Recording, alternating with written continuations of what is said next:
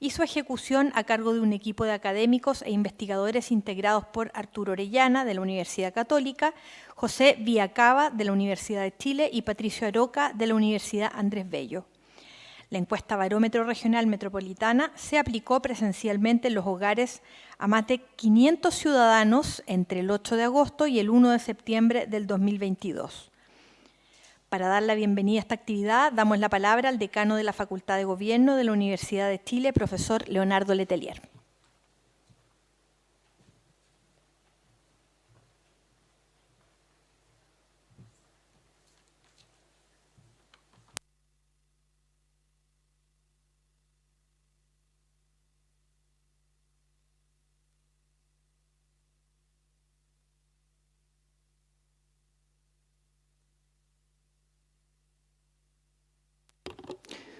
Disculpen, señora Beatriz Mella, directora del Centro de Investigación Urbana para el Desarrollo, Hábitat y la Descentralización de la Universidad Andrés Bello, estimados investigadores, estimados y estimadas colegas, 1.000.000 de gracias por estar aquí presentes. Les damos la bienvenida a nuestra casa de estudios de la Universidad de Chile y me complace lanzar la iniciativa del barómetro y presentar los resultados que a continuación se van a presentar.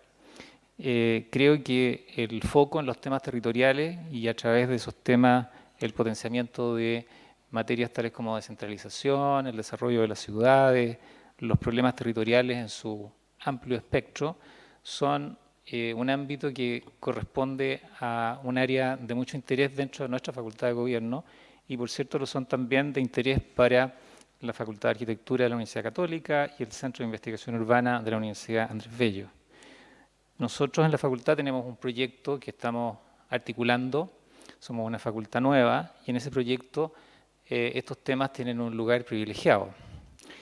Tenemos un foco muy fuerte en el desarrollo de investigación de alto impacto en revistas idealmente indexadas y en ese espíritu la generación de datos que puedan ser de uso para investigadores y alumnos es una avance y una iniciativa de muchísimo interés para nosotros. En ese sentido, la idea del barómetro y la posibilidad de tener una alianza con universidades y centros académicos externos a nuestra casa de estudio es ciertamente una ventaja y es un honor para nosotros poderlo hacer con la Universidad Católica y la Universidad Andrés Bello. Sin más, les quiero agradecer que hayan participado y hayan venido en esta ocasión y felicitar también la gestión del profesor Villacaba y de todos los académicos, investigadores y representantes de nuestros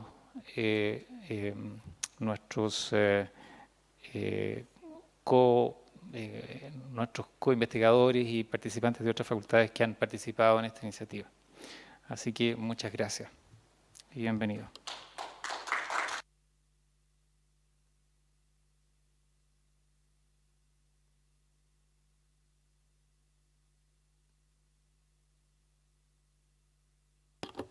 Muchas gracias, decano, por sus palabras. Lamentablemente, por motivos de agenda, el decano de la Facultad de Economía y Negocios de la Universidad Andrés Bello, Miguel Vargas Román, no pudo estar hoy día con nosotros. Pasamos ahora a la presentación de resultados Barómetro Regional Metropolitano 2022, la cual estará a cargo de Arturo Orellana, académico del Instituto de Estudios Urbanos y Territoriales de la Pontificia Universidad Católica.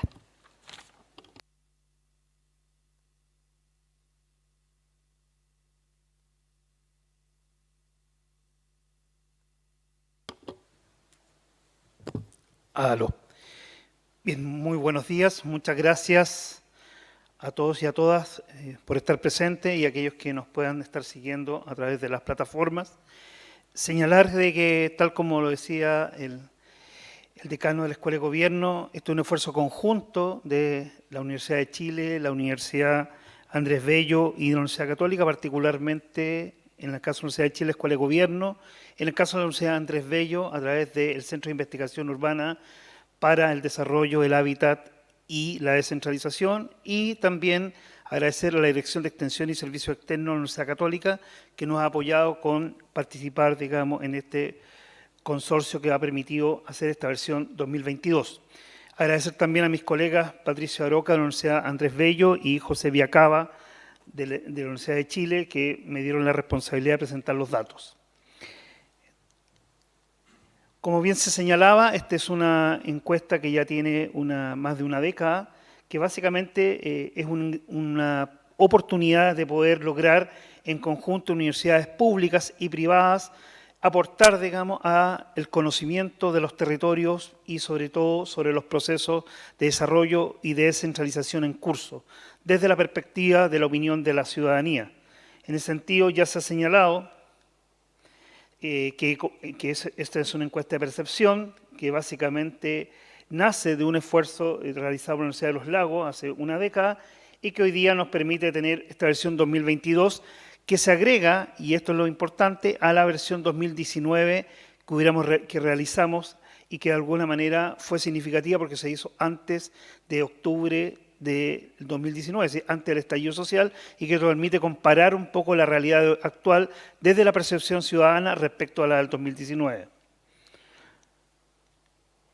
Desde el punto de vista de los aspectos técnicos, hay que decir que esta es una encuesta, como se dijo, que se aplica a 520 personas, está estratificada a través del índice de calidad de vida urbana, permite, por lo tanto, resultados que en esta versión no los vamos a entregar, pero en el sentido de que cuando estén a disposición de la opinión pública van a ver que podemos, de alguna manera, estratificar no solamente desde el punto de vista de los grupos etarios, sino por grupos socioeconómicos, y tiene un nivel, digamos, de error muestral de 4,5% y de confianza al 95%, lo cual lo hace una muy buena encuesta desde el punto de vista de los datos que entrega. Desde el punto de vista de los primeros resultados relativos a la pertenencia e identidad de los territorios, vale la pena contrastar los resultados 2019 con los datos 2022. Como ustedes pueden observar, de alguna manera, tenemos básicamente un decaimiento, decae un poco el año 2019, el 43% se identificaba más con el barrio que con la comuna. Si bien eso se mantiene en el 2022, cae en forma significativa la identificación con el barrio y aumenta en forma importante lo de la comuna.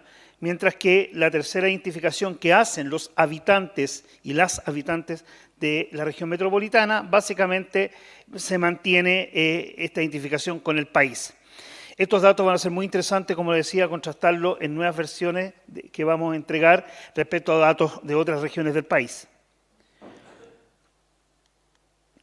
Ahora, si le preguntamos a la gente si les gustaría, a los habitantes de la región metropolitana, si les gustaría vivir, cambiarse o vivir en otro lugar, el año 2019 el 41% estaba en voluntad de tener la oportunidad de cambiarse o vivir en otro lugar, aumenta significativamente, digamos, solamente levemente al 42%, y desde el punto de vista de no, básicamente es mayoritario, es decir, la gran mayoría de la población todavía considera importante vivir dentro de la región, aunque levemente hay un aumento, digamos, de la voluntad de no vivir en la región metropolitana o cambiarse a otro lugar. Ahora, cuando le preguntamos sobre las personas que están disponibles a cambiarse o vivir en otro lugar, ¿cuáles son las razones? Y aquí lo importante que sigue siendo el factor relacionado con el tema de la seguridad. Para vivir en un lugar con mayor seguridad, aumenta del 28% al 32,5%. Es decir, este factor de la seguridad es uno de los que explica mayormente por qué la gente está disponible para irse a vivir a otro lado. Hay cosas que son interesantes, por ejemplo, cae el hecho de la contaminación, que era el segundo factor más importante del 2019, cae, digamos, prácticamente al tercer lugar y aumenta en forma importante la idea de, para tener mayores oportunidades de cumplir objetivos personales, es decir, las perspectivas de las personas de tener mayores oportunidades de desarrollo crecen en la idea de que si uno se cambia o cambia de lugar donde vivir, va a ser mejor para ello respecto a la situación acá en la región metropolitana. Respecto al conocimiento de las autoridades, esta pregunta lo que se hace es preguntarle sobre si conoce al gobernador, pero tiene que decir el nombre, o gobernadora. Se le pregunta si conoce el nombre del delegado, del diputado y senador. Aquí se le pregunta por varias autoridades. Sin embargo, es interesante ver cómo cambia respecto al 2019, respecto al 2022, porque evidentemente el 2019 no teníamos gobernador elegido, sino teníamos intendente. Y solamente el conocimiento de quién era esa autoridad era el 10%, mientras que la del gobernador hoy día es prácticamente el 34%, que es el mayor conocimiento respecto a los diputados y a los senadores. En el caso, aquí no está el dato, pero respecto a los alcaldes es alrededor del 49%. Si la autoridad más conocida por parte de la ciudadanía son los alcaldes, evidentemente, pero aquí estamos contrastando autoridades, digamos, de nivel regional y nacional. Respecto a la evaluación de la región, aquí hay una serie de temas los cuales se les pregunta respecto a las oportunidades de trabajo, de recreación y cultura, tener un buen sueldo, que básicamente, ¿en qué nota le pondría a la región metropolitana de 1 a 7? Como ustedes pueden ver, aquí se contrastan los resultados 2019 con el 2022, donde en general hay una, digamos, bajan las notas prácticamente, sobre todo oportunidades laborales, oportunidades de recreación y cultura, probablemente muy golpeado por la pandemia, acceso a la educación de calidad e incluso también las posibilidades de consumir o comprar cosas también disminuye dentro de la percepción. Respecto a otros temas como acceso a la vivienda, también cae la evaluación prácticamente bastante negativa respecto al acceso a la vivienda, respecto al transporte público, y algunas que estaban relativamente bien valoradas, como por ejemplo acceso al agua potable, disminuye levemente respecto a los resultados 2019. En términos de participación ciudadana, curiosamente está prácticamente en el mismo nivel. Ahora, cuando se le pregunta respecto a la evaluación que tiene la ciudadanía respecto al momento actual, el 13,3% solamente cree que está progresando la región, mientras un 53% piensa que está estancada y mayoritariamente en decadencia, ¿ya? Esto respecto a la percepción del ciudadano y ciudadana de la región metropolitana.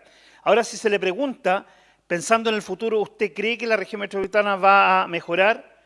Es empeorar un 35% versus mejorar 32%. Es decir, si bien la percepción está más o menos distribuida equitativamente entre empeorar, mejorar y seguir igual, básicamente si uno suma entre seguir igual y empeorar, prácticamente el 63% considera que no va a mejorar mucho la situación de la región metropolitana en los próximos años. Ahora, cuando uno le pregunta cómo las personas se informan y cuál es la confianza particularmente que tiene respecto a una serie de instituciones o medios sobre los cuales la gente, digamos, generalmente construye sus opiniones. Las radios locales, que siempre han sido bastante valoradas como fuente de información, decrecen los canales, es decir, prácticamente casi todos, aquellos que no tienen contraste con respecto al 2019, básicamente porque no hicimos esas preguntas, no estaba dentro de las alternativas del 2019, pero en general podríamos decir que decae en forma importante la confianza en las instituciones respecto a lo que antes del estallido social versus, digamos, lo que ha pasado estallido social y pandemia al año 2022.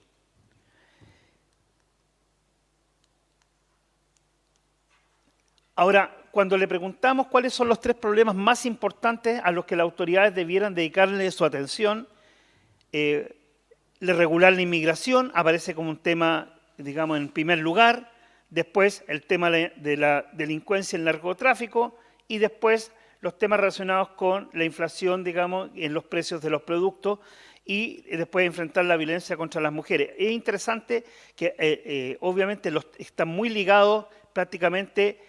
3 de los temas más importantes desde el punto de vista de la percepción ciudadana están bastante ligados a los temas de seguridad, de orden público, etc. Ahora, cuando se le pregunta a las personas cuál es la mejor alternativa para enfrentar los problemas que tiene la región metropolitana, aquí también hay un cambio importante, aumenta la percepción de la importancia de la inversión privada, digamos, respecto al 2019, pero también al mismo tiempo de la inversión que el Estado debe hacer, es decir, efectivamente se considera que tanto el sector privado como el sector público tienen un rol importante en aportar a resolver los problemas de la región metropolitana. No así la participación o que la gente se organice, que era mucho más importante el 2019 respecto al 2022, y levemente que las autoridades tomen la opinión de la gente en consideración, baja levemente. Ahora, si hacemos Lo hemos hecho para varias preguntas, pero solamente lo vamos a mostrar en este caso. Es interesante ver que cuando uno distribuye los resultados por grupo etario, por ejemplo, entre 18 y 29 años, 30, 44, 45, 54, las tendencias, por lo menos en que haya mayor inversión de la empresa privada, crece, digamos, de alguna manera en la medida de que aumenta, aumenta la edad de la población encuestada. Y cuando le preguntan que la gente se organice más para influir en la toma de decisiones, obviamente, al contrario, es decir, también, en este caso, disminuye cuando aumenta la edad de quienes están encuestados. En las otras, digamos, preguntas, no hay unas tendencias claras, como ven, dependiendo la edad, el tipo de respuesta, pero ahí es donde advertimos que sean las mayores tendencias. Ahora, si lo vemos en términos de grupos socioeconómicos, las mayores tendencias se dan respecto a que haya más inversión en la empresa privada, curiosamente en los sectores bajos, digamos, de la población, los sectores socioeconómicos bajos, hay mayor confianza de que la inversión privada puede aportar al desarrollo o a resolver los problemas de la región, versus, por ejemplo, cuando uno plantea que haya más inversión del Estado, es más importante lo que se le asigna a la inversión del Estado en los grupos socioeconómicos altos.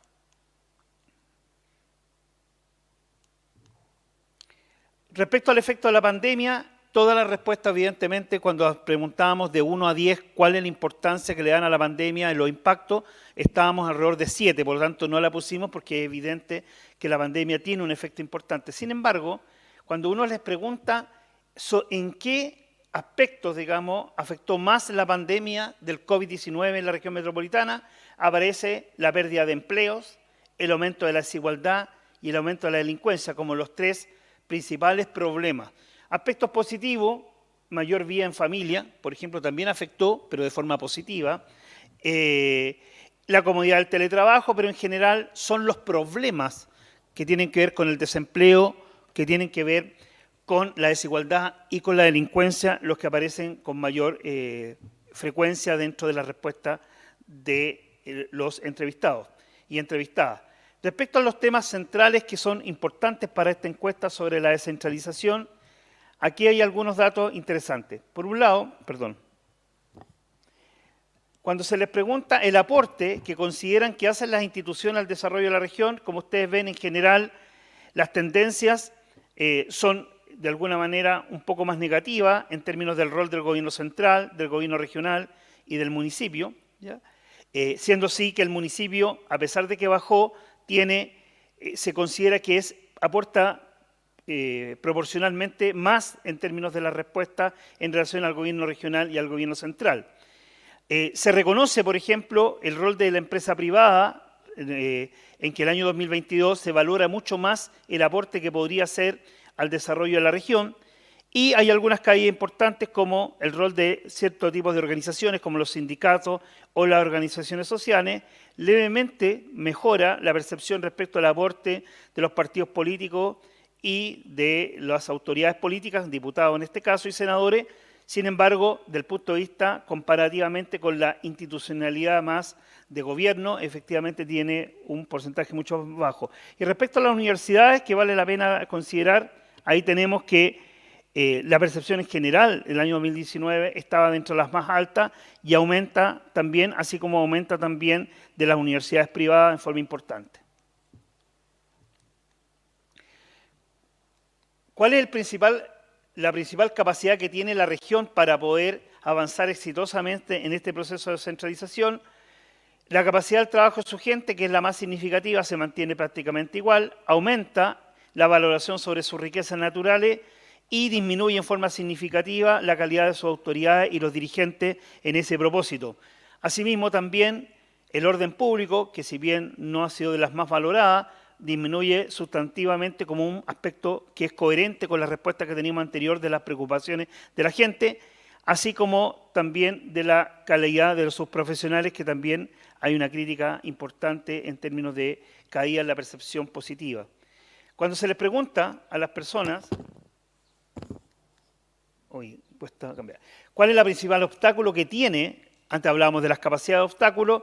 Fíjense ustedes que decrece, digamos, la falta de profesionales capacitados en el sector público, decae la poca capacidad de la autoridad dirigente. En general, podríamos decir que lo que aumenta significativamente, no teníamos la contraparte del año 2019, pero es el factor que más determina los obstáculos desde el punto de vista de la descentralización, están asociados a la falta de orden público y seguridad, a la falta de profesionales capacitados, aunque mejora levemente la percepción, y también relacionados con la capacidad de las autoridades. Las prioridades en la estrategia de descentralización, prácticamente en todas disminuye, digamos, aquí hay unos contrastes interesantes de respuesta. Por un lado, en términos de las prioridades aumentan significativamente, disminuyen, perdón, porque el azul es 2019, aumentan respecto a cuestiones que tienen que ver con el traspaso de competencia. En general, hay una percepción, diría, más negativa respecto al traspaso de competencias. Curiosamente, cuando uno se los plantea respecto a los temas de que los municipios puedan tomar decisiones, que se generen impuestos, que el gobierno central mantenga cierto control sobre los gobiernos regionales, etcétera. Pero lo curioso, y aquí viene lo interesante, es que de alguna manera cuando se plantea efectos de la elección de los gobernadores, si bien también es negativa respecto a que de alguna manera habían mayores expectativas respecto a que el traspaso de competencia en los gobernadores podría mejorar o generar mayor impulso al desarrollo, y en general aumenta la idea de que puede ser mayor un problema. Por otro lado, cuando uno les pregunta por temas específicos, prácticamente en todos los temas, salud pública, educación pública, transporte público, la percepción es que en general es mejor que se traspase, como ustedes ven, si bien no mayoritariamente, mayor nivel de autonomía a los gobiernos regionales para decidir sobre estas materias de política pública, en medio ambiente, en obras públicas, en localización de industria, etcétera, etcétera. Si por un lado hay una especie de percepción negativa respecto al avance de la descentralización y mayor confianza en esos procesos, pero por otro lado también se cree que en muchos de estos temas de política pública debe haber mayores niveles de descentralización. Por último, temas en los que se ha preocupado el gobernador, que eran temas importantes. Prácticamente el 60% no está informado de lo que hace el gobernador regional, y básicamente sobre lo que está informado en general le aduce a temas relacionados con empleo y recuperación económica, control de la pandemia y temas de gestión, territorio y medio ambiente, y en alguna medida también temas de seguridad, pero en una proporción mucho menor. Uy, no pasa. No pasa la siguiente. No sé si se le acabó la pita. Ahí está. Y respecto a la evaluación del gobernador, quiero decir que el 54% no sabe o no tiene respuesta respecto a cómo evaluar, y aquellos que responden, digamos, y evalúan, el 27% considera aprueba la gestión del gobernador y un 19% la reprueba. Finalmente, la última lámina creo que me queda. Respecto a la identificación política, esta es una pregunta muy clásica que ha hecho la encuesta de Barómetro Regional casi una década. Fíjense ustedes que a pesar de todo lo que se ha vivido, la percepción al menos de la ciudadanía de la región metropolitana es que la democracia es preferible a cualquier otra forma de gobierno y crece, digamos, prácticamente en 5 puntos. Y se mantiene, hay algunos que creen que la mejor alternativa, digamos, de gobierno es un gobierno autoritario. Disminuye aquella que la gente que le da lo mismo el tipo de gobierno. Por lo tanto, desde ese punto de vista, al menos de la ciudadanía de la región metropolitana hay una evaluación positiva respecto al rol que puede jugar la democracia en el gobierno, digamos, en el gobierno regional y particularmente en la región metropolitana. Muchísimas gracias. Esa es la presentación de los datos y ahora lo comentamos.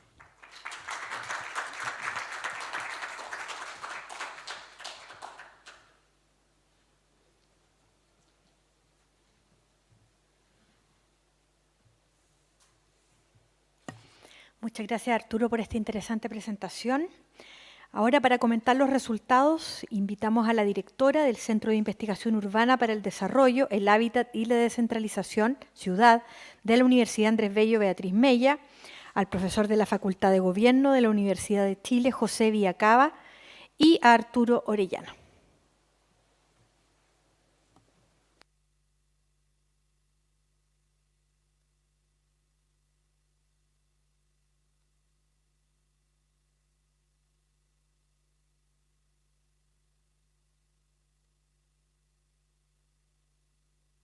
Sí, ¿se escucha? Bien. Muy buenos días nuevamente a todos y todas quienes nos acompañan también a través de nuestra transmisión y muy particularmente a quienes están hoy día presentes en esta mañana. Básicamente la idea es poder conversar sobre 3 o 4 tópicos que provoca como reflexiones los resultados. Hay una primera área que me gustaría, ¿no es cierto?, plantear para que pudiéramos también discutir y conversar, y que tiene que ver con esta sensación que deja un poco la lectura de los datos, ¿no?, que Arturo nos hace una excelente presentación, respecto de que uno podría observar que hay un cierto pesimismo que se está instalando, no solamente respecto de una situación coyuntural, sino que también respecto del futuro. Y este pesimismo también va de alguna manera alineado con esta suerte de falta de certeza, de potencia y de claridad que podrían tener las instituciones para responder a esta incertidumbre. Ese binomio que probablemente tiene que ver con una crisis que sobrepasa lo territorial, que tiene que ver con lo institucional, con lo democrático, con lo político, algo de esto está instalado, ¿no? Beatriz, Arturo, ¿qué piensan de aquello sobre ese punto en específico, ¿no? Una lectura más transversal respecto de los datos antes de entrar en cada una de las 3 categorías principales del barómetro 2022.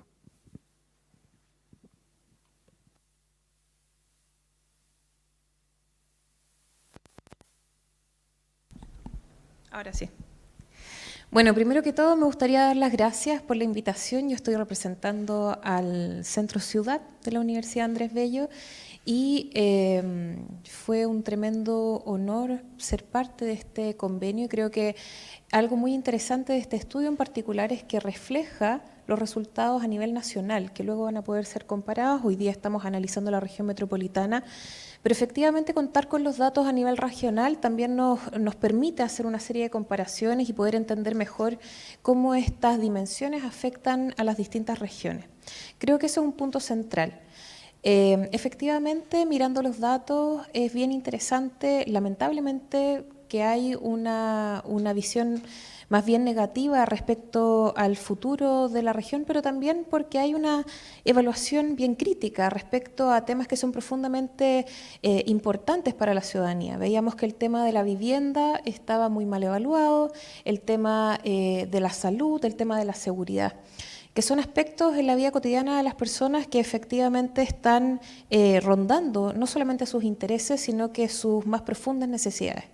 Entonces yo creo que es importante ver esto con la perspectiva del análisis primero de las distintas regiones, pero también de las distintas disciplinas que confluyen en la resolución de estos problemas. Y por eso creo que es tan importante estar hoy día conversando con la Escuela de Gobierno, con la Facultad de Ingeniería, con la Facultad de Arquitectura, en el fondo distintas disciplinas y distintas formas de entender estas problemáticas de la ciudad y cómo afectan de maneras diversas a los ciudadanos. Sí, complementar, yo tengo la percepción que al mirar los resultados, teniendo la ventaja de haber visto los resultados de 2019, analizarlos, curiosamente los presentamos el 26 de octubre para decir que este país había falta de confianza y que la gente estaba molesta, pero claro, lo íbamos a presentar el 26 de octubre y el estallido social fue el 18. Pero bueno, lo que sí, a mí me parece que hay un tema que un poco lo señalaba José y también Beatriz, es que nosotros hemos horadado la institucionalidad estos últimos años. Es decir, ha sido tanto el nivel de disputa que dio el contexto del estallido, posteriormente la pandemia, el tema de la convención constituyente, que nos hicimos un picnic en términos de la opinión pública y los debates, tratando de cuestionar severamente la institucionalidad. Y yo creo que estamos pagando el costo de eso. Es decir, hoy día la gente desconfía de cualquier proceso de transformación del Estado porque básicamente se han hecho muchas promesas o no se han cumplido, y por otro lado porque no hay incertidumbre respecto a la fórmula institucional que mejor se va a hacer cargo del desarrollo a distintas escalas, a escala nacional, a escala regional y a escala local. Entonces, hoy día, frente a esa incertidumbre, yo creo que la gente, curiosamente, se pone en un plano negativo, pero por otro lado también sabe que los problemas cotidianos se los va a resolver con mayor facilidad y con mayor proximidad los gobiernos regionales y sobre todo los gobiernos locales. Entonces estamos en esa paradoja curiosa porque denostamos la institucionalidad, pero por otro lado reclamamos, entre comillas, mayor descentralización. Interesante esa reflexión porque de alguna u otra manera nos posiciona en un fenómeno un poco más global, ¿no? Que frente a un proceso más general, volver a lo local, volver a lo territorial, tratar de buscar respuestas a una escala mucho más micro, sin perder de vista y la perspectiva de lo general, ¿no? Parece que por ahí va un poco esta reflexión. Luego, en la presentación, ya entrando derechamente a la primera dimensión, está la dimensión de la percepción territorial, ¿no? Del territorio como un espacio de desarrollo, como un espacio de interacción, como un espacio, ¿no es cierto?, de agencia de distintas fuerzas y de distintos factores también que confluyen en él. Respecto de la percepción territorial es interesante, algo aparecía ahí en la lámina recientemente, cómo los temas tradicionales, y no podría ser de otra manera, ¿no? Región metropolitana, están bastante alineados con lo que aparece, ¿no es cierto?, en el estudio. Pero también aparecen otros temas que probablemente hace una década atrás eran los grandes temas, ¿no? Hablaba hace un segundo atrás Arturo de la contaminación, uno podría decir, extrañamente, ¿no es cierto?, no apareció como un tema tan relevante el fenómeno de la planificación urbana, de una ciudad, ¿no es cierto?, a escala humana. Hay algo, parece ahí, que también está ocurriendo, ¿no? Como que la región metropolitana al mismo tiempo expresa una condición país y podría invisibilizar sus propios temas locales, ¿no? Sus propios temas territoriales. ¿Qué reflexión, ¿no es cierto?, tienen al respecto Beatriz y Arturo sobre ese punto en particular? Sí, mira, yo creo que es interesante cuando uno se plantea la escala territorial metropolitana, que justamente está en el intermedio, en el fondo, entre esta comprensión del barrio, de la comuna, cuando hablamos de la escala local, que resuelve ciertos problemas que están más vinculados a la cotidianidad de las personas. Ya veíamos que los municipios estaban muy bien evaluados, o la importancia del municipio está muy bien evaluada. Pero tenemos este nivel metropolitano intermedio donde yo creo que la gente ve efectivamente la oportunidad de relevar ciertas temáticas que a nivel central no están necesariamente resueltas. Ya veíamos de nuevo, por ejemplo, el tema de la contaminación. La semana pasada tuvimos uno de los eventos más terribles de contaminación como efecto de una serie de incendios forestales que ni siquiera estaban dentro de la región, algunos sí, otros con foco en la quinta región. Entonces vemos como hay una serie de temas que convergen y yo creo que efectivamente la escala metropolitana permite condensar ciertos temas que no son resueltos por una u otra cartera de gobierno, y yo creo que ahí también está la responsabilidad del gobierno regional, porque en el fondo tenemos un gobierno regional que está presente respecto a los temas más cotidianos, más inmediatos de las personas, pero por otro lado que tiene que empezar a aunar al Ministerio 1, 2 y 3 en varias temáticas que convergen en la solución de ciertas problemáticas. Entonces yo creo que acá es interesante porque tenemos ese desafío de estar como en la mitad del sándwich, con las decisiones que están desde el nivel central, como se bajan hacia una escala mucho más cercana hacia la ciudadanía.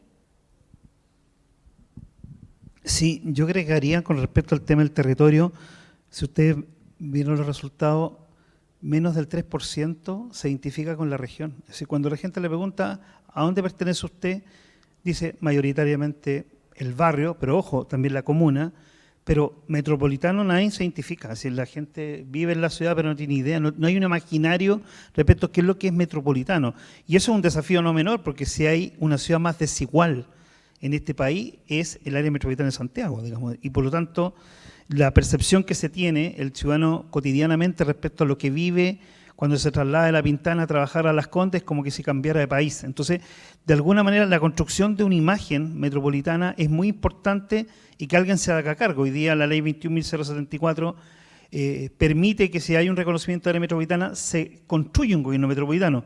Pero obviamente, hablando con el gobernador así más en privado, es difícil hacerse cargo de algo sin plata. Es decir, hacerse cargo de la región metropolitana o particularmente del área metropolitana exige un nivel de descentralización que es absolutamente resistido por la institucionalidad unitaria, centralista del Estado chileno. Por lo tanto, vamos a seguir conviviendo con estos problemas de desigualdad y que se agudizan, y por eso aparecen esos resultados, los temas migratorios, los temas de desigualdad, los temas se agudizan en post-pandemia, y por lo tanto, de alguna manera, y que es distinto, cuando uno ve esta encuesta que se ha efectuado en otras regiones del país, la gente se reconoce como de la región.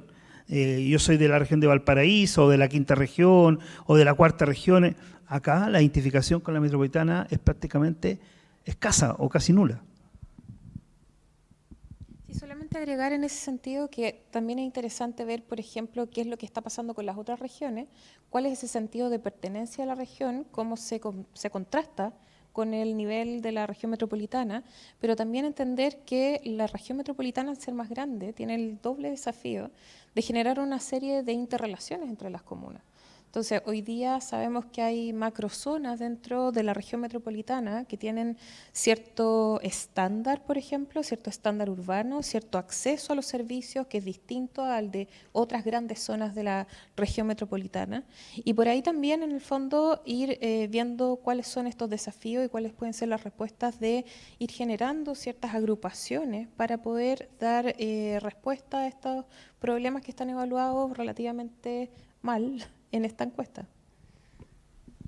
Hay dos ideas que fueron mencionadas, ¿no? Y voy a volver sobre una de ellas luego, que tiene que ver con esta capacidad de poder, ¿no es cierto?, liderar a partir de un proceso de reformas que está completamente en desarrollo en materia de descentralización.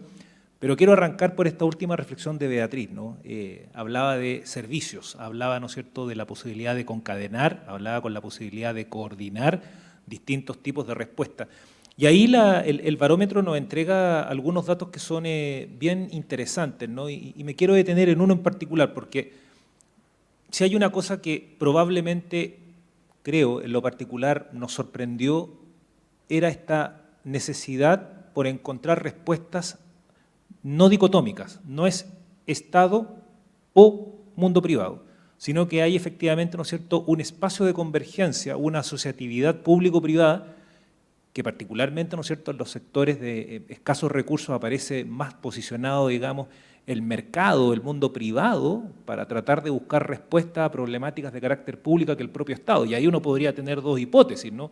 La hipótesis número uno es que ciertos sectores socioeconómicos ya derechamente, ¿no es cierto?, ven un poco distante al Estado y por lo tanto, ¿no es cierto?, creen o eventualmente esperan que el mundo privado y el mercado pueda satisfacer esas necesidades, o derechamente el mercado está logrando satisfacer ya alguna de esas necesidades a pesar de lo que eso, ¿no es cierto?, significa. ¿Qué les parece, ¿no es cierto?, sobre esta condición de la provisión de bienes y servicios de toda naturaleza, pero particularmente en esta condición de asociatividad público-privada que uno podría interpretar respecto de la capacidad de solucionar estos temas de problemas públicos metropolitanos que aparecieron en la encuesta? Yo me voy a atrever a hacer una hipótesis. Lo que pasa es que a mí me parece que las personas que viven en sectores del cono oriente de alta renta, lo que están esperando, digamos, de quien gobierna su territorio es proveerlo de bienes y servicios públicos, seguridad, veredas, áreas verdes, etcétera. Por lo tanto, la valoración respecto al rol del municipio y el rol, entre comillas, del Estado es muy importante para ellos, porque supuestamente su seguridad fuera de su ámbito privado está determinada por la condición de gobierno local. Pero, contrariamente, en los sectores populares, la gente sabe que probablemente los gobiernos locales tienen limitaciones importantes. Es decir, un gobierno, la alcaldesa Pizarro lo ha dicho, es decir, no tiene los recursos suficientes para poder otorgarle a los vecinos seguridad, equipamiento, infraestructura. Por lo tanto, la única manera que yo creo que la ciudadanía en esos territorios comprende que podría mejorar su condición de vida es si llega al supermercado o llega al mall, etc. Entonces, la valoración sobre lo privado está dado por el hecho de las limitaciones que tienen los gobiernos locales para hacerse cargo de los temas. Entonces, es un contraste interesante que justamente que viene dado por ahí, por eso. Más que a la empresa privada, es el valor. Ellos saben que la única manera de que mejoren las condiciones de equipamiento, servicio en sus comunas, básicamente viene dado por el rol de la empresa privada. Contrariamente al otro lado, de que básicamente es el Estado. Sí, también estoy muy de acuerdo con eso y creo que a esa respuesta también podría agregarse el tema de otra de las preguntas que tenía que ver con la participación. Entonces, la participación de la ciudadanía en ciertas decisiones, esta capacidad de la organización conjunta, que se le da, que recuerdo que se le daba más importancia en los grupos más jóvenes que en los grupos de más edad.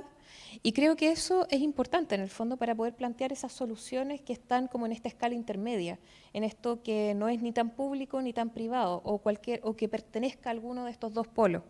Y creo también que es bien interesante el rol de las universidades, justamente, y ahora que estamos en este espacio, me parece relevante decirlo. El rol de la universidad, tanto pública como privada, que están bien valorados por la ciudadanía y que de alguna manera son nichos donde se puede no solamente generar conocimiento, sino que también vinculación con la ciudadanía. Entendiendo la academia no solamente como esta generadora de investigaciones y papers, sino que justamente lo que estamos haciendo ahora, tratar de vincular con las autoridades, tratar de no solamente mostrar los datos, sino de tratar de encontrar las soluciones conjuntas a estas problemáticas que surgen de los datos. Y relevar de nuevo que estos espacios sean también abiertos a las comunidades, que en el fondo esta necesidad de participación o esta buena valoración que se hace de la participación, sobre todo de las comunidades más jóvenes, pueda tener un espacio, un lugar en estas universidades públicas y privadas.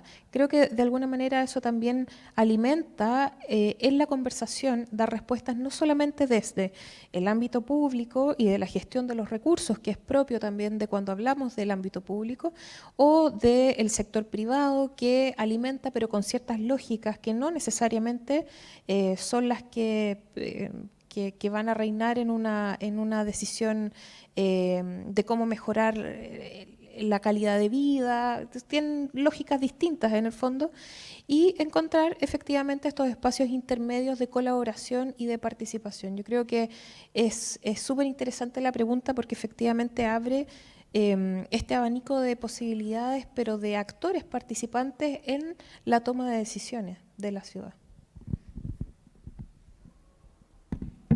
Devolverlo un poquito más complejo, ¿no? La respuesta generalmente a este tipo de inquietudes suele ser bastante estructurada o binaria y probablemente esto es multicausal y por lo tanto requiere, digamos, un tipo de análisis más complejo, ¿no? Donde están los actores, los elementos, los factores y las variables del territorio. Quiero volver ahora con algo que dejé pendiente hace un segundo atrás y que Arturo lo mencionó, ¿no? Hablaba de la autoridad, hablaba, ¿no es cierto?, de la figura del gobernador regional. De esta figura que durante un tiempo, pandemia mediante, ¿no?, se estuvo posponiendo la elección, producto de la condición sanitaria, hasta que finalmente se verificó, ¿no es cierto?, en el primer semestre del año 2021, y emergen estas figuras, ¿no es cierto?, en las 16 regiones del país. Pero emergen, ¿no es cierto?, con un escenario complejo, ¿no? Emergen con este escenario de que algunos señalan de que en realidad son como un león sin dientes, otros dicen que en realidad, ¿no es cierto?, no tienen atribuciones prácticamente para ninguna de las cosas importantes, otros gobernadores y gobernadoras, ¿no es cierto?, dicen que no tienen un solo peso adicional. O sea, una lástima, ¿no? Es como la cara de Mbappé el día de ayer, ¿no es cierto?, tristeza, desazón, digamos, era como esa imagen la que uno podría colocar. Pero también aparece esta otra figura que me parece interesante, ¿no?, respecto de que cuando regionalmente se comienzan a observar un incremento de las expectativas de quién debe hacerse cargo de algunos servicios, ¿no? Salud, educación, transporte público, vivienda, medio ambiente, disminuyen los sectores y aumenta una probable capitalización a nivel de la figura regional, ¿no?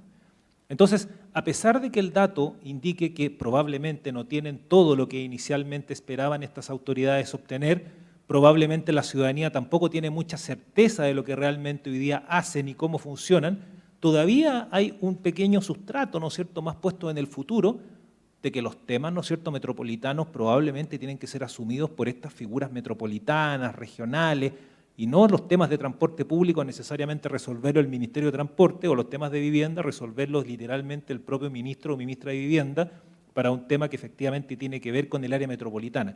¿Cómo ven ustedes, ¿no es cierto?, esa situación, ¿no?, respecto de una valoración probablemente, ¿no es cierto?, más bien yo diría en el ámbito de lo incierto, pero también esta fuerte expectativa que se expresa en un aumento de una mayor confianza en respuestas regionales más que sectoriales en algunos de los temas? A ver, yo creo que en el inconsciente ciudadano, y que no tiene que ver con una racionalidad, la gente en una comuna, y eso uno lo puede hablar con alcalde o alcaldesa, le echa la culpa de todo. Si lo asaltan, si el transporte público no pasa, si no le retiran la basura, que eso sí tiene que ver con ello, no sé, o si hay una catástrofe ambiental, también le van a echar la culpa. Es decir, los alcaldes y las alcaldesas están expuestos cotidianamente a la sanción ciudadana, a pesar de que hay múltiples cosas que le ocurren en la cotidianidad a la ciudadanía, del cual no es responsable. Entonces yo creo que desde esa perspectiva, lo que yo tiendo a pensar es que la gente naturalmente piensa que en la medida que tenga, que los temas estén más cerca de aquellas autoridades que reconoce, que elige, que políticamente puede asignarle responsabilidades, va a ser mejor. Independientemente que esté frustrado, independientemente que crea que la descentralización es un proceso complejo, enredado, que no entiende mucho, pero lo único que claro, yo creo que, por ejemplo, cuando el metro se echa a perder, la ciudadanía dice, ¿y a quién le voy a reclamar? ¿Quién es el director del metro? Ni tiene idea que hay un director del metro. Pero que el ministro de Transporte se haga cargo del metro, es decir, le saldría más natural ir a reclamarle, no sé, al gobernador regional, en la medida que se vaya posicionando esa figura y esa responsabilidad de la opinión pública. Hoy día yo creo que de alguna manera tendencialmente la gente piensa que en la medida que está más próxima la autoridad y la responsabilidad de esas autoridades, siempre va a ser mejor solución, digamos, que para responder al menos en temas de salud, en temas de transporte, educación, etcétera. Sí, justamente, yo creo que cada vez tenemos más certezas de las ventajas y los beneficios de la descentralización. Y yo creo que efectivamente esto pasa a ser una transformación que toma etapas, toma tiempo, requiere de una cierta transición. Yo creo que lo que ya hemos hecho hoy día respecto a la elección democrática de las autoridades regionales es un primer paso. Y es un primer paso para seguir transicionando hacia poder entender las regiones de manera más autónoma, de manera que puedan ir tomando sus propias decisiones y poder abordando sus propios temas también. Lo que pasa en ciudades metropolitanas enormes en el mundo y que funcionan bien, como es el caso de Londres, por ejemplo, que tiene una autoridad metropolitana de transporte para los temas de transporte, lo mismo para el tema de salud, lo mismo para el tema de educación, y que se responden de manera metropolitana porque tiene sentido poder entregar las atribuciones a esta escala y, como decía Arturo, se hace mucho más evidente, sobre todo cuando surgen ciertos problemas. Ahora, yo creo que efectivamente, y de nuevo quiero volver a subrayar la palabra de la transición, porque esto es algo que pasa como por este concepto del awareness, como de que la ciudadanía se va dando cuenta también de que esto es importante, que es relevante. Yo creo que pasa sobre todo en el espectro de las decisiones que se toman para ir descentralizando de la manera más lógica y mejor posible. Entonces, lo que pasa o cómo funciona en otras ciudades justamente es que hay una autoridad metropolitana que pasa a ser este gobernador regional y que para cada uno de estos temas que hoy día están tratados de manera central en el fondo, se le dan atribuciones a nivel regional para ir solucionando desde los propios perfiles metropolitanos y con sus propias, en el fondo, problemáticas y también desarrollos, porque también no olvidemos que en las ciudades tenemos una relación muy dispar. En las regiones hoy día de nuestro país también hay una relación muy dispar respecto al acceso que tenemos a estos servicios y a estas grandes problemáticas de las que estamos conversando. No es lo mismo hablar de transporte en Aysén o en Antofagasta o en la región metropolitana, y por lo tanto la manera en que perfilamos las soluciones tiene que ser distinta. Lo mismo pasa con los temas de vivienda. No es lo mismo planificar el déficit de vivienda en el desierto, en una zona tremendamente lluviosa o con una serie de restricciones a nivel de la geografía que tiene cada una de nuestras regiones. Entonces, yo creo que efectivamente hoy día estamos en la transición de ir avanzando hacia una descentralización que debiera tener eventualmente un poquito más de velocidad.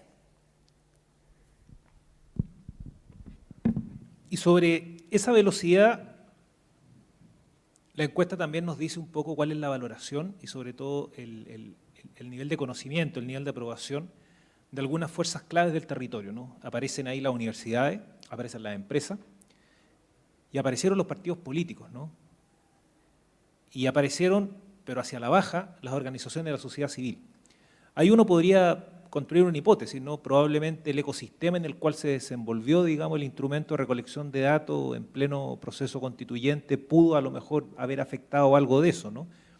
O también uno podría señalar, mira, aquí hay algo que está transitando, hay algo que está ocurriendo, hay una capa tectónica que no ha logrado todavía acoplarse y que está pasando por periodos, digamos, bastante volátiles, ¿no? En algún momento hacia un lado, en otro momento hacia otro, y en algún momento el péndulo tiende precisamente también a la quietud.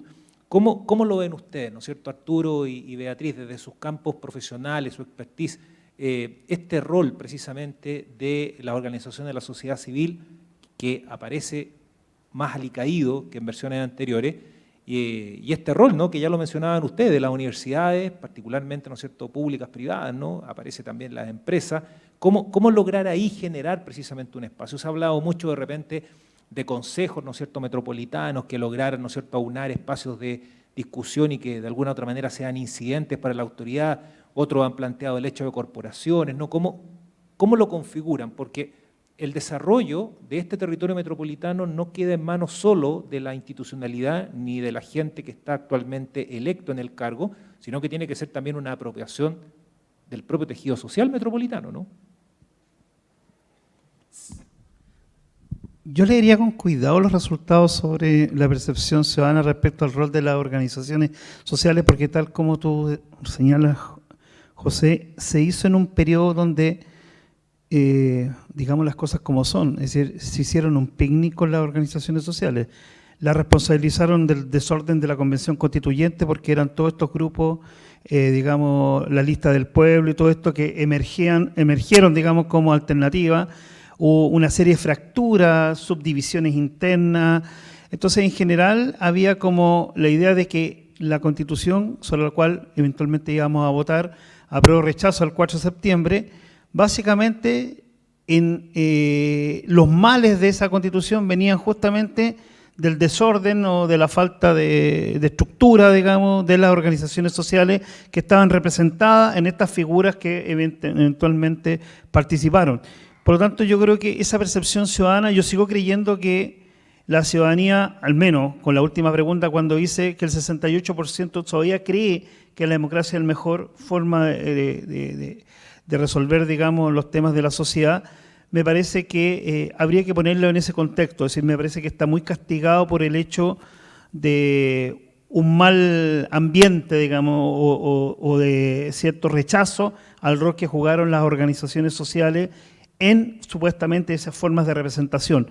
Pero yo me atrevería a decir que todavía existe voluntad absoluta de la ciudadanía de participar, porque al mismo tiempo sigue siendo muy castigado, digamos, el rol de las autoridades políticas, digamos, desde el punto de vista del aporte que pueden hacer a la región.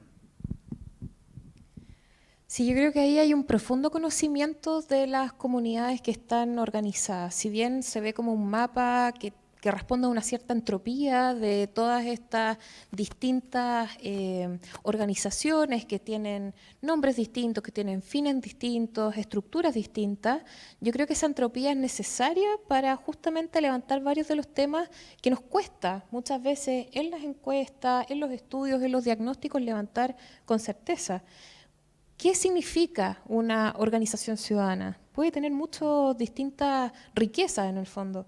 Puede ser la agrupación de los ciclistas que no sé qué, puede ser la agrupación de los papás con niños con discapacidades cognitivas, puede ser distintos perfiles de organizaciones que, insisto, tienen riquezas en sí mismos y que generan, claro, un mapa un poco entrópico porque es difícil poder capturar todas estas diversidades. Pero yo creo que en la medida que somos capaces de darle lugar, visibilizar a estas estructuras que son muchas veces orgánicas, y muchas veces están organizadas, pero muchas veces también van surgiendo de ciertos episodios Creo que el poder mapear, el poder visibilizar y el poder darle cierta legitimidad a la existencia de estas organizaciones es un paso fundamental para lograr una mejor democracia. Porque nosotros desde nuestra perspectiva de la academia hoy día estamos levantando diagnósticos que sí son profundos, pero que solamente se pueden alimentar de las respuestas de quienes son parte de esa toma de decisiones. Y la mejor manera de entenderlo es poder, de nuevo, darles el espacio para que esta tremenda diversidad orgánica, muchas veces difícil de abordar también, podamos entender las formas de territorializar sus problemáticas y llevarlas a mejoras en sus propósitos, calidad de vida, objetivos, etc. Uno podría agregar también que en la era de la fragmentación, ¿no? La sociedad civil también ya está fragmentada, no es esta masa, digamos, homogénea, un poco romántica, de la cual uno podía echar mano, digamos, hace unos 3, 4 décadas atrás, sino que hoy día tenemos distintos grupos, sectores, organizaciones, temas, formatos, y por ahí lo que decían algunos autores, ¿no? Hoy día no hablamos de una subjetividad, hablamos de conectividad. Las organizaciones se conectan en plataformas, no se reúnen en meeting. Las organizaciones hoy día, ¿no es cierto?, están más funcionando y operan a través de redes sociales, no necesariamente en instancias formales de reunión y organización estructurada. Creo que eso también obliga a la academia a repensar el mainstream de interpretación muchas veces de estos códigos y de estos formatos de actuación que probablemente eran muy válidos hace unas décadas atrás, pero que hoy día, ¿no es cierto?, también nos están obligando a repensar esos formatos de reflexión. Para finalizar, quiero darle la palabra a Arturo y a Beatriz, haciendo un imaginario, ¿no? 2023. Si tuviéramos la oportunidad de reeditar y de nuevamente efectuar un barómetro el próximo año, ¿qué les gustaría agregar que en esta versión 2022 no pudimos incorporar? ¿Ya? A mí se me vienen muchas ideas a la mente en este instante, ¿ya? Pero quiero que efectivamente, ¿no es cierto?, puedan ustedes arrancar con esas provocaciones, porque la idea de un instrumento de esta naturaleza es que vaya enriqueciendo la propia trayectoria, digamos, del desarrollo que el mismo ya constituyendo prácticamente por más de una década. Beatriz. Bueno, sí, justamente creo que algo que sería positivo incorporar es los canales de participación, que en el fondo entender cómo para la ciudadanía puede ser más cómodo ser parte de los debates, de ciertas decisiones. No sé si la ciudadanía cree que vota mucho, participa mucho de plebiscitos o no participa suficiente, no participa suficiente de a lo mejor consultas. ¿Cuán vinculantes debieran ser esas consultas en general para producir cambios? Eso por un lado. Por otro lado, entender cuáles son esos como el nitty-gritty de qué significa, no sé, mala calidad del medio ambiente en el fondo. Hay una serie, por ejemplo, de complejidades que uno podría añadir solamente en la dimensión del medio ambiente a la encuesta, que tiene que ver con la existencia de microbasurales, de una serie de elementos de contaminación medioambiental que están más o menos monitoreadas. Hay una serie de condicionantes también que tienen que ver con el acceso a lugares de ciertas características de área verde, qué tipo de área verde, qué tipo de acceso tienen esas personas a plazas, a parques, a naturaleza, por ejemplo, cómo se atribuye el valor de la naturaleza. Ya te estoy dando demasiada pega para el siguiente barómetro, pero efectivamente uno podría tener una encuesta muchísimo más larga, pero creo que tienen que ver esos temas en particular con lo señalado hoy día, que son áreas fundamentales, los temas de apropiación, de participación y probablemente algunas condicionantes en términos territoriales que sería interesante incorporar, sobre todo los que estaban mal evaluados, como el tema de la contaminación y el tema del acceso a la naturaleza. Sí, solamente agregar que sí, efectivamente el ejercicio de tratar de colocar nuevas preguntas siempre es difícil porque tenemos que poner un acuerdo con los colegas, digamos, de las otras universidades para poder comparar, digamos. Por ejemplo, teníamos preguntas que habíamos pensado hacer sobre la movilidad, que es un tema bien importante. Hay gente que vive en una comuna, en esta ciudad, trabaja en otra y se recrea en una tercera. Es decir, los factores de movilidad son una determinante importante porque hay gente que no tiene en su comuna posibilidad de recrearse o no tiene ni una posibilidad de encontrar trabajo. Entonces, ese tipo de cosas son importantes. Lo otro es el imaginario que a mí me preocupa mucho, que no existe un imaginario respecto a la región. Hay unas preguntas que sí tienen otras regiones respecto a cómo se identifica con la región, pero ¿con qué lo identifica? Si a uno le preguntaran acá, que ustedes están presentes, ¿con qué te identifica con la región? Es terrible, pero una vez se hizo una encuesta, era con el Costanera Center, es decir, con eso la gente se identifica. Entonces, el Costanera Center es casi nuestra Torre Eiffel, digamos, y es terrible que sea así, digamos. Y eso, si uno quiere construir una descentralización, tiene que ir construyendo imágenes territoriales y de metropolitanas más fuertes, y sobre esas preguntas hay que saber qué es lo que lo mueve. Probablemente la cordillera, pero en general hay otras cuestiones que se deberían preguntar, pero yo en general con lo que plantea Bea de participación también es importante, pero lo dejamos ahí. Muchas gracias, Arturo y Beatriz, y recordamos nuevamente, sobre todo a quienes nos observan y nos acompañan a través de las plataformas, que estos resultados van a ser liberados prontamente en las respectivas páginas web de las casas de estudio para que puedan ser analizados y desarrollados, ¿no es cierto?, ya como bases de datos por comunidad académica, estudiantes y público en general. Así que los dejamos cordialmente invitados a todas y todas que estén también visitando periódicamente nuestros respectivos, ¿no es cierto?, páginas web. Muchas gracias.